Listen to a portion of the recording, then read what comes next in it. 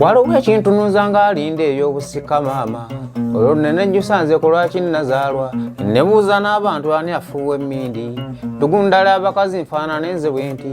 kale mpise mbulumi okuva lwe nazaalwa nga n'okutuusa katembera tempeweza mu mikono gy'abalabe emimpita nno bwe ntyo oli bwabula ekikumi asalawo aziseggwe ne taata yansula sinnaba kuyonka n'atawaana n'edduniya otussa lwe yagaana kati etawanya feegoya ng'obuwunga nindiridde lwenziikwa nze nfune ku maanyi ye maama nanfubako ndi musajja yonka sajjula kigambo bbeere nze ly'omukyala naye nsaba mukama mpeeko ka ssente ddala kisaana n'alyako yeressa ebirungi mukwaya David Ssekanaabi ageeka luli emabega bampitanga ttugunda ly'abakyala olw'oluyimba lwe nayimba nzaalibwa omugenzi George Kaabunga omukyala naye yawummula Nanyonga Merida endonga eno njigira naawo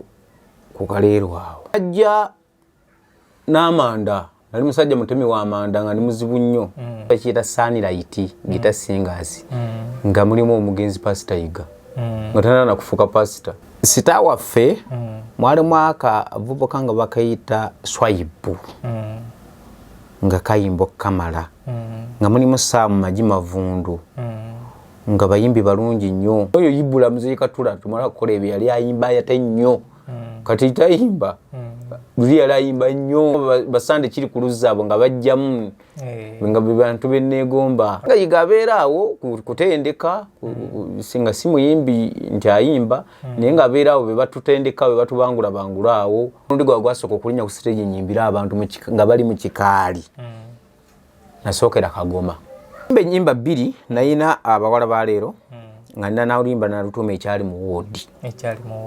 nayimba ennyimba bbiri nayina abawala ba leero nga nina n'oluyimba nalutuuma ekyali mu woodi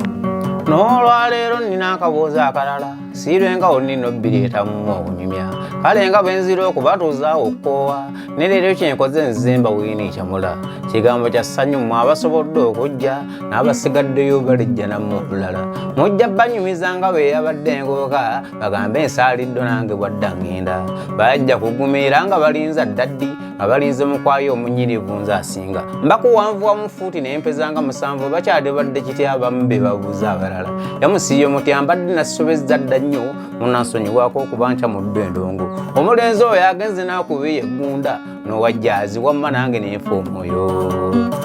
mbadde nekyusa nkooye ng'asemba avaayo olwo nze nzirawo alaba ekirwadde ekindya nambuuza mukwaya nga lwaki wenyizanga nagala ssani yokkajjawo obusunguzi eri nga ggalawo nzije nga zeerookenga ne mmanya ekiddirira nkuze sirinda kugambwa yampa obugenyi okulabyeka nga nsiima konze okuleka obugenyi buno mbasibala nga ntandika kuli okumala essaawa nnamba enfumbawo y'omusawo ono yalaala omwana ematiza ate ndi wakabyalo ku mmere eyo simala olaba mmaze omanya entamu njiriisa etukula tuba tukyalimu oludda okunsiŋŋaana ne zireeta abakazi nabo okubajjanjabako baakowoola nnansi nga teriikaawulira kunze n'omusawo gitwalinaawo olabayo awo ladde baalaba abayisa empaawo ayitaba ne beddirayo eri egyosooka era ng'osasula ne babuzaako nti wajja otugambye okugenda ng'ate omusawo otaliyo otukooye bukooyi kyava abatwala abajja waabagambye okugenda so yebbawo omusawo onowulira atabba okujja ebyo mbissekwa ne yenna swala ekimala anti bankwata omusawo ampadde ekitabo nga ntaganjula nsoma wabeera ebinyuma peegi eyokubiri yalimu omutte ebisesa kyokka obwenzubuso towewo wankusaba linda ebyaddirira nakubwa emigga emizibu eri sajja lyagiyimba wenyingirira ku stage okuyimba ennyimba ezo yali bbiri gumu naye obudde buli bwonna nga tebanzikiza kunnya ku stage nga bakugamba tonnatuuka yasooka okuntendeka endongo yaffe abali bamuyita Lukwago kayimba kabasudde kerementi nanga nkubako oyo zino za wansi kwamu kati awo waliwo omusajja bamuyitanga Sembatya Full Damage yali mulema tuyiddeyo abamubabuuza nti ano yayimba alinga ng'omugenzi waffe weewaawo mufaananyi ye nga neyemu musaayisa tuyina akakwate konna lwali bwe lutyo yali ayimba luyimba olwo bwe lutyo ng'ayimba nga basudde ate nga nange gwe naleka ekaliisizo ekibiina kya bakitanga Kampala Star Singers budde obwo mwalimu Kizito Zaavuga nga yalinga akikulembera nga mulimu gundi Sendagire nga mulimu Jjuuko Munalakayi nga mulimu Sofia Nagawa nga mulimu Ronald Makanga nga mulimu Namuddu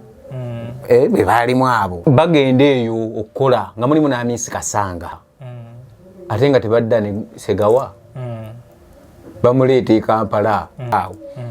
kati omukubi wa gitaali atudduseeko obudde obwo nze nali njizza ejjaazi nga sikuba gita nga nkuba ngoma jazz drum kati owengoma omudongo atusuddeyo waalizimu nga Sega yamugamba ofunanga wontwala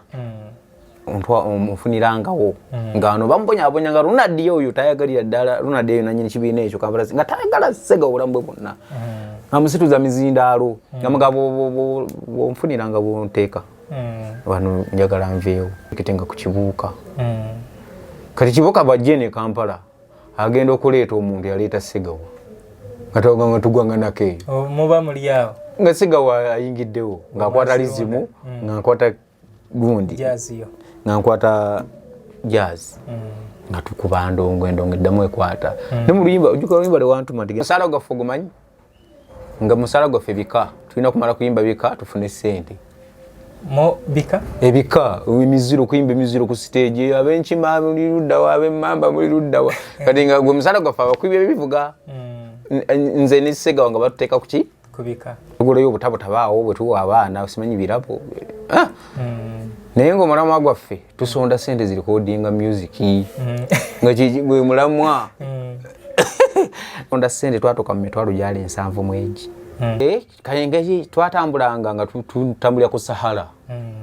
kwekuli emifaliso kwekuli emiti gy'ekikaali kwekuli obuseppiki bwe munafumbiramu